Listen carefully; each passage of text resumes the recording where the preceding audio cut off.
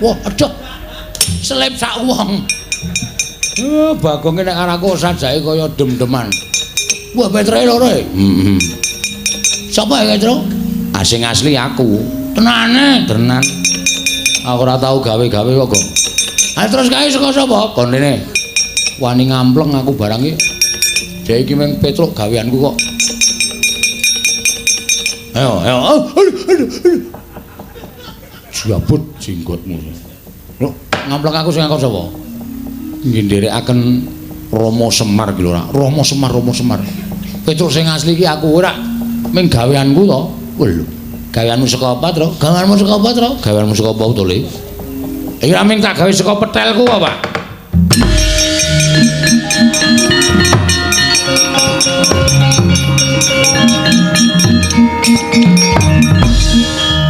Petro iki petele ampun ora jama-jama.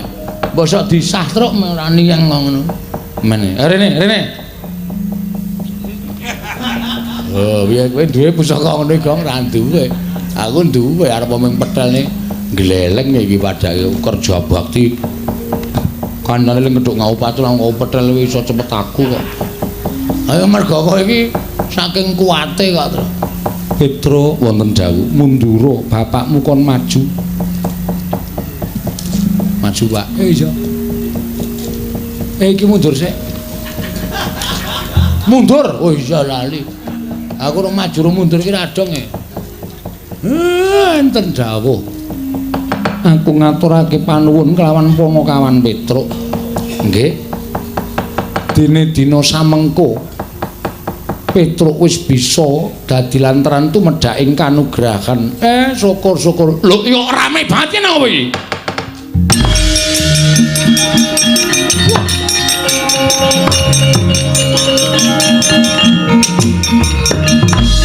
Yayaji kasinggihan Koko Prabu.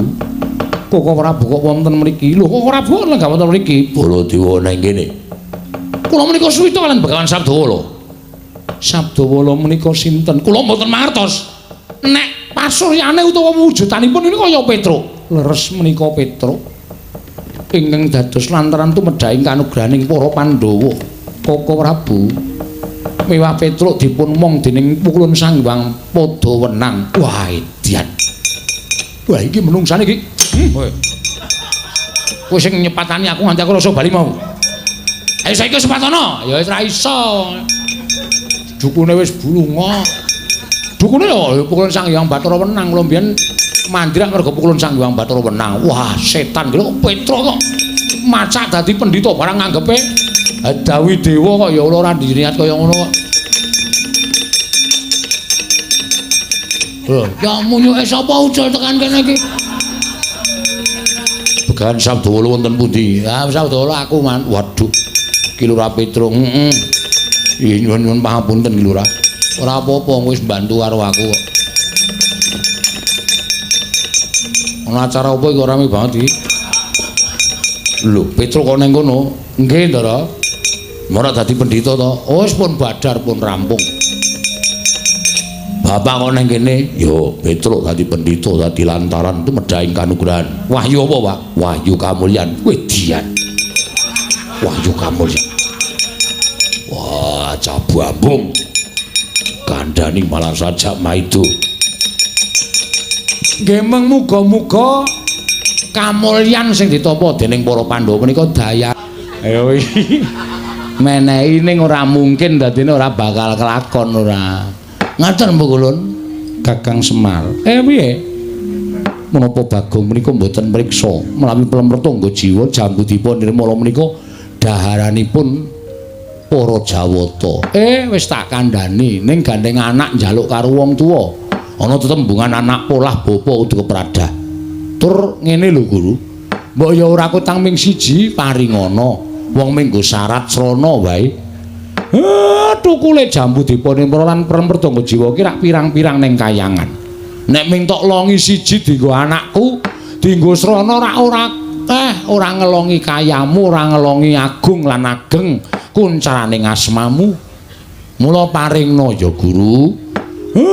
Aku njaluk kanthi banget wene ana.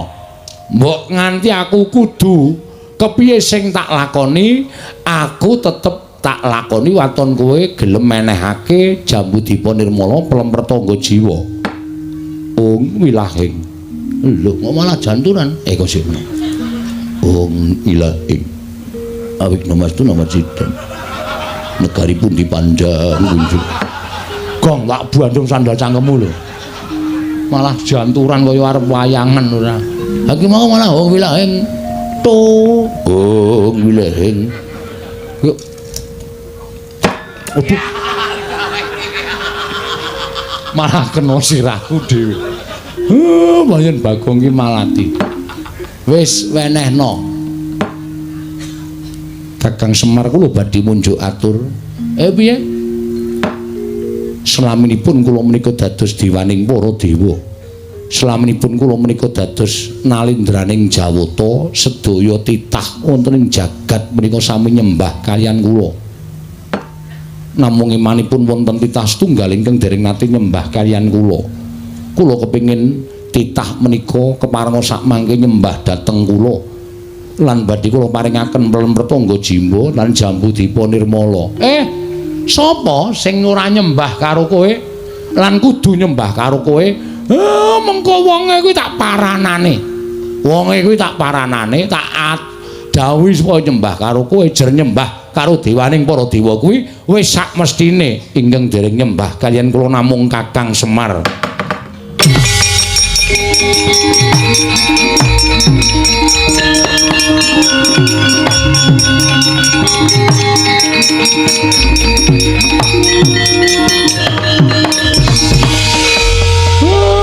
Nek pancen kuwi syarate. Nadan aku kudu nglesot ning ngarepmu, tak lakonane. Ben napa sing dadi penjangkane anakku iso kelakon? Jangan, Pak. Aja. Bagong, menapa sing tok karepke kelakon? Aku sing ora entuk. Aku ora tegel bapak klesotan ning ngarepe Bathara Guru.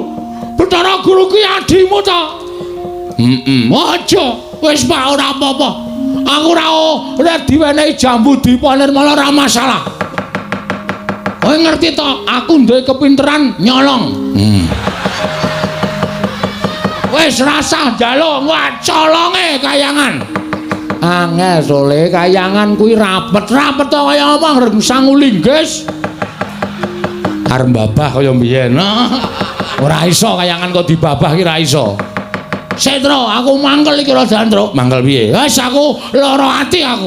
Karo ngendikane Bathara Guru sing tledhak ning bareng tekan pungkasane padha nyocok nang rasa. Gong, iki dewa lho. Wis ngerti aku apa ngene bakul bakso. Aja kurang ajar ora sak penakmu dhewe. Wis men. Arep dewa iki nek sak kepenake dhewe bapak kok nyembah. Aku ora entuk.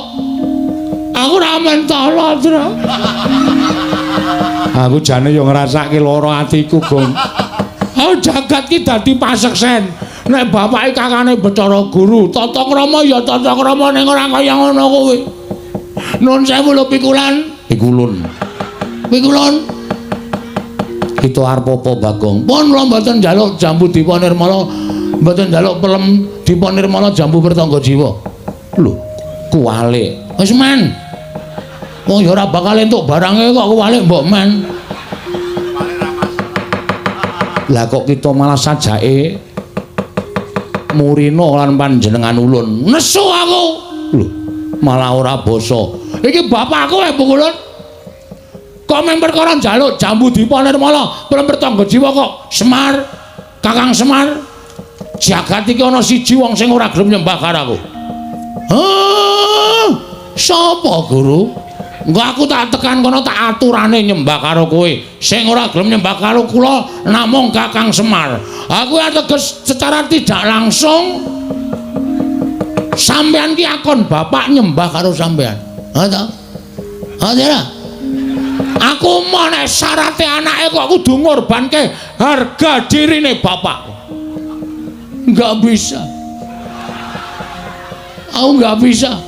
Nek carane kaya ngono, alon aku mundur wae.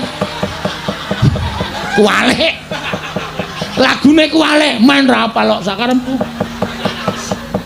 Kualik ya main aku kualik ya nekat kok. Iya. Biasa itu. Sok deleke kualik ben aku ya. Aku ora trima. Ning sampean mang titeni. Sampeyan ora menehi jambu dipane wala pertangga jiwa. Aja sambat nek nganti ilang sakwite. Gue enak duduk sisan pokoke. Apa jare? Gawe masalah kok gawe masalah karo mantan maling.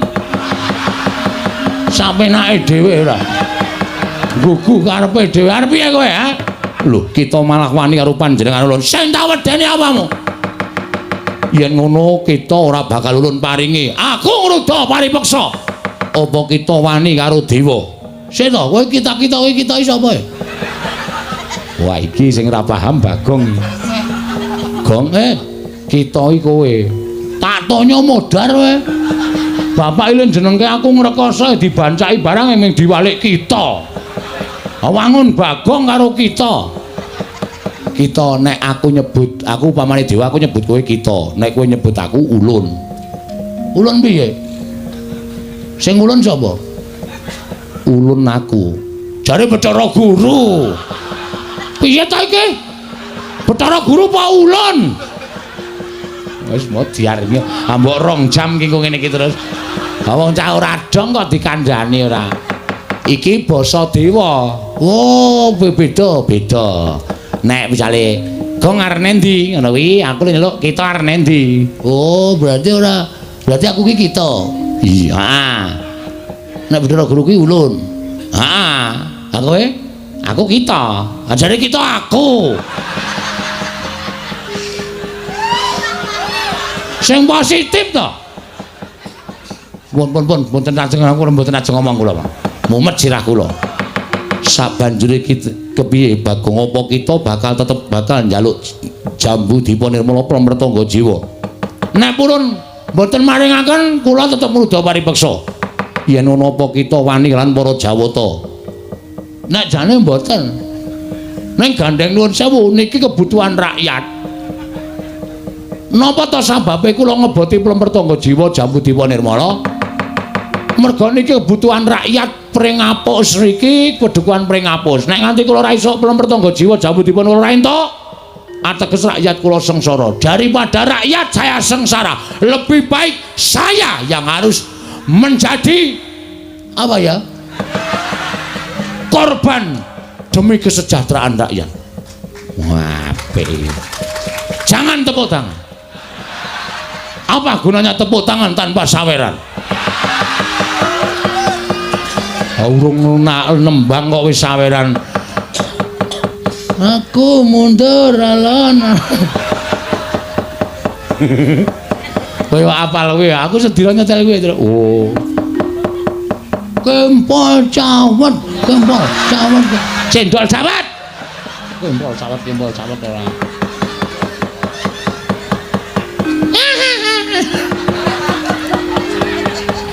Ibu-ibu le guyu nganti ora kepoyo malah ciraka. Kula ajeng rebut kita wani karo para Jawata. Sing tak wedeni awamu. Bagong sabar men, meneng men.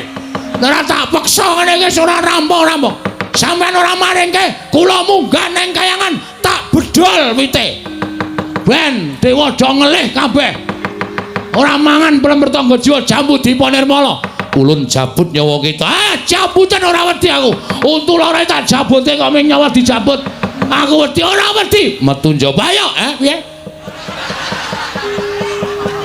Metu njaba. Weh, lah dewa ngajari ora apik kowe. Hah? Dewa ngajari ora apik. Nek wis sah, wis resmi iki ditokke jero. Ora metu njaba. Oh, kurang ajar kowe ra.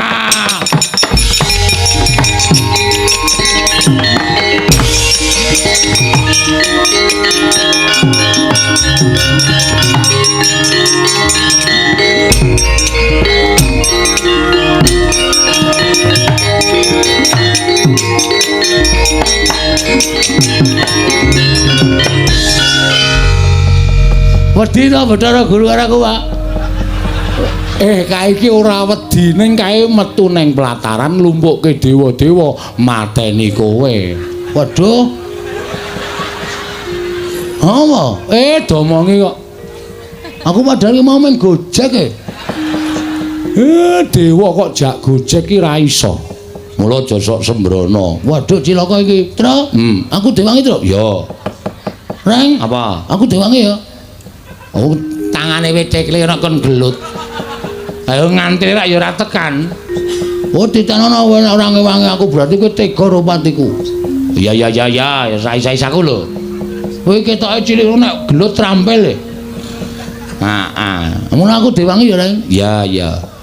Aku dilindungi, kowe pokoke tak dapuk dadi linmas. Oh iya.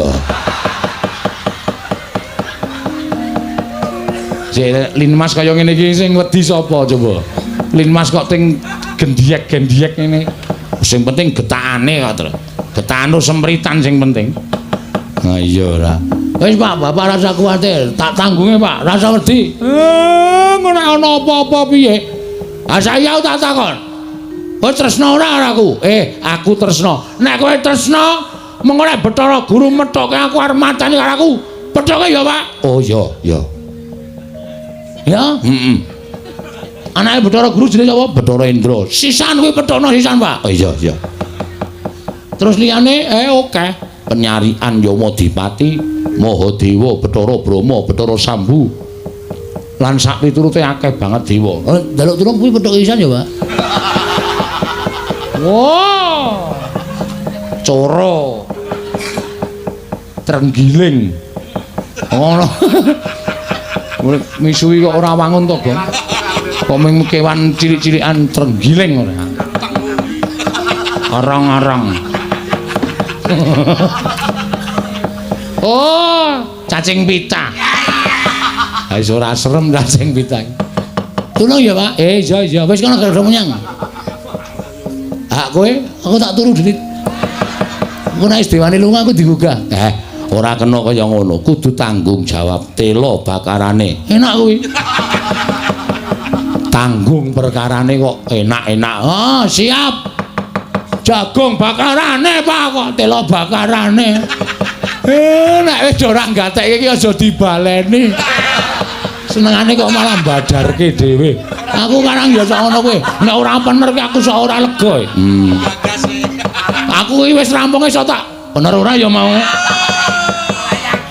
Ora yakin Mamet tuan dhisik aku tak methukke karo dewa-dewa kae. Ning sing enom-enom pethukno. Nek Bathara Guru sing maju aku sing methukke. Siap ya, Traya? Yo. Ora nggo gending, slepek. Oh ya. Nganggo slepek wae. Tung dlentak. Jelali wanamba mangwa suci sasi seswarane pesona wala rambang ular kambang. Oh, ya mangat ya. Yo.